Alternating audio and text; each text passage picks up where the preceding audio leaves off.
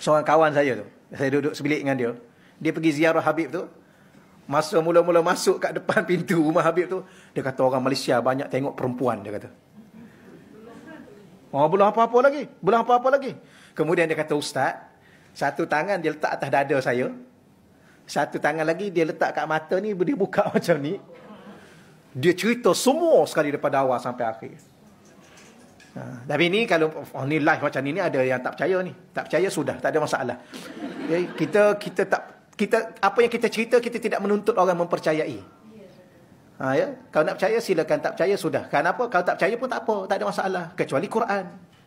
Mana dalil? Dalilnya dia dalil ni gini. Kita ambil satu buah tembikai, kita pun makan.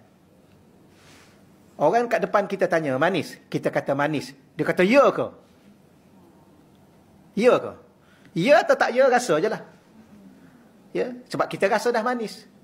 Dia boleh tak menafikan. Serasa tak manis. Dia tak makan, kita yang makan, dia menafikan yang kita. Ni orang apa ni? Ya? Kita makan D24 kan? Belah ni buah tembikai ni, durian. D24. Sedap ke? Sedap. Ya ke sedap? Tak nak tahu ya tak ya? Dia pun kata, saya tak percaya. Kita dah makan, kita dah rasa, tiba-tiba dia yang menafikan. Ni orang apa ni orang panggil ni?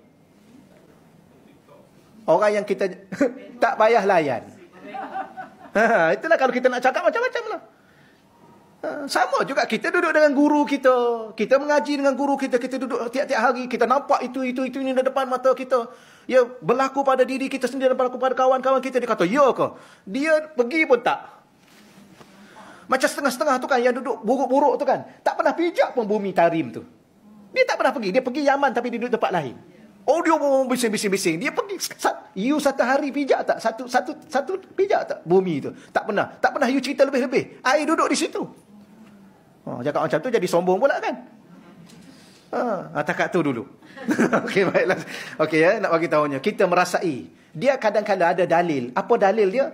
Air tak ada dalil apa-apa. Air dah merasai. Itu dalil. Sebab tu ulama-ulama dia bahagi ilmu ni ada 3. Ada setengah. Pembahagian ilmu ni banyak. Ada setengah ulama dia bahagi ilmu ni 3. Satunya ilmu akli. Ilmu logik akal. Ada orang dia terhenti di situ. Tak logik, tak terima pada akal dia. Padahal ada lagi ilmu lain. Ilmu ahwal. Ilmu rasa. Ya? Hanya kita yang rasa. Hanya kita yang rasa. Dia tak boleh pergi. Macam dia kata pergi Mekah. Seronoklah kat Mekah. Pukul 3 pagi dah rasa nak pergi masjid. Ya ke? Tengok dia tanya kita. Ya, kita memang betul kan. Kadang-kadang lepas isyak tu sampai pagi besok pun kita tak balik.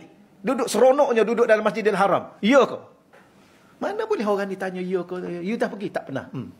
Tak payah cakap lah. You dah rasa? Tak pernah. Tak payah cakap. Sebab tu dia panggil ilmu ahwal. Kita saja yang rasa.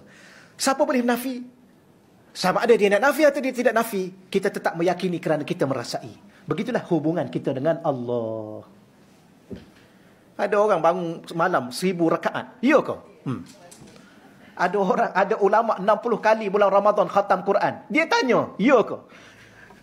Ada seorang tu dia pernah, Bakri, awak percaya Imam Syafi'i 60 kali khatam Quran bulan Ramadan? Awak percaya? Dia ustaz, dia tanya saya. Tapi dia ustaz tua dah meninggal dah.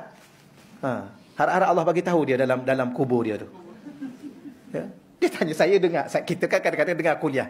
Ya, kita ni walaupun ustaz, orang yang dia panggil ustaz, tapi kita kena mengaji. Kalau jadual kita kosong, pergi cari masjid, pergi mengaji. Jadi kadang-kadang saya pergi mengaji. Dia pun kenal saya. Bakri ada. Dia panggil Bakri sebab dia orang tua kan. Bakri, awak percaya? Awak percaya Imam Syafi'i boleh khatam Quran 60 kali bulan Ramadan? Awak percaya? Kita diam. Saya tak jawab apa-apa lah. Kalau kita kata saya percaya, ustaz tak percaya ke? Takkan. Jadi tak boleh. Tak ada adab kan. Tak ada adab. Semua senyum gitu. Senyum. Dia kata, saya fikir tak logik lah. Dia fikir ilmu akal dia. Ya, yang dia tidak merasai. Satu lagi dia panggil ilmu asrar. Ilmu asrar. Ada rahsia-rahsia tertentu yang Allah buka kepada seseorang di kalangan awliya-awliya Allah. Hanya orang yang boleh pegang rahsia akan dibuka rahsia. Allah tak akan buka rahsia kepada orang yang tidak boleh pegang rahsia. Sebab tu kalau Allah buka kepada kita satu benda, kita dah cerita dalam Facebook semua, tu je lah Allah akan bagi pada kita. Baru dapat sikit kan, tulis dalam Facebook, alhamdulillah semalam dia boleh sembahyang, semalam dia cerita boleh sembahyang 20 rakaat tahajud. Wah, dah cerita kat orang dah buka dah. Semalam alhamdulillah bangun tahajud boleh khatam Quran 5 juzuk, dia tulis dalam Facebook dia, TikTok dia, Insta dia, semua dia dedah kat orang. Itu rezeki daripada Allah. Tapi kita duk cerita kat orang, yang tu je lah Allah bagi. Itu baru sikit, tapi kalau Allah buka lagi, Allah kata orang ni tak boleh percaya ni, tak boleh pegang janji.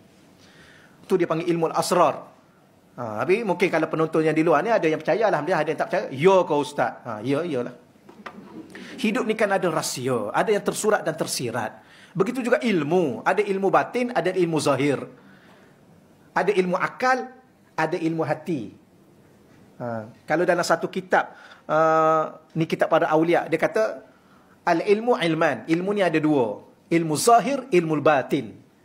Ilmu zahir merujuk kepada ilmu akal, ilmu batin merujuk pada ilmu hati. Ilmu zahir merujuk pada ilmu syariat, ilmu batin merujuk pada ilmu hakikat. Di sebalik syariat itu ada hakikat. Di sebalik solat itu apa sebenarnya yang kita nak? Di sebalik rukuk, di sebalik sujud, di sebalik i'tidal, di sebalik itu apa sebenarnya? Menyempurnakan makna diri sebagai seorang hamba. Setelah menjadi hamba, setelah jadi hamba itulah Allah akan bagi segala-galanya. Jadi kenapa Allah tak bagi pada kita sekarang ni segala-gala? Kerana kita tidak sempurna sebagai seorang hamba. Siapa hamba yang paling sempurna? Nabi Muhammad sallallahu alaihi wasallam. Hamba yang paling sempurna adalah Nabi Muhammad. Sebab tu Nabi ni dilantik sebagai ketua Nabi. Sebab dia hamba paling sempurna. Nabi Ibrahim hamba tak? Ya, hamba juga. Tapi bawah sikit pada Nabi Muhammad. Kesempurnaan diri tu. Sebab tu dia, tapi Nabi Ibrahim hebat tak? Hebat. Dia jadi Khalilullah. Tapi Nabi Muhammad Habibullah. Ya, kalau orang letak 10 orang kat depan ni, nak pilih sebagai seorang kekasih, nak pilih yang mana? Yang paling sempurna pada pandangan mata kita dan rasa diri kita, betul ya? Begitulah Nabi Muhammad. Jadi kita ni kenapa tak dapat itu, tak dapat ini? Ya, baca 5 ayat menguap. Sama saya ni pun. Bangun dua rakaat, rasa hebat dah. 2 rakaat baru 2 rasa hebat. Sebab tak sempurna sebagai seorang hamba. Masih merasa diri itu adalah diri. Tidak merasai diri ni dari Allah. Ni yang kita bicara ni.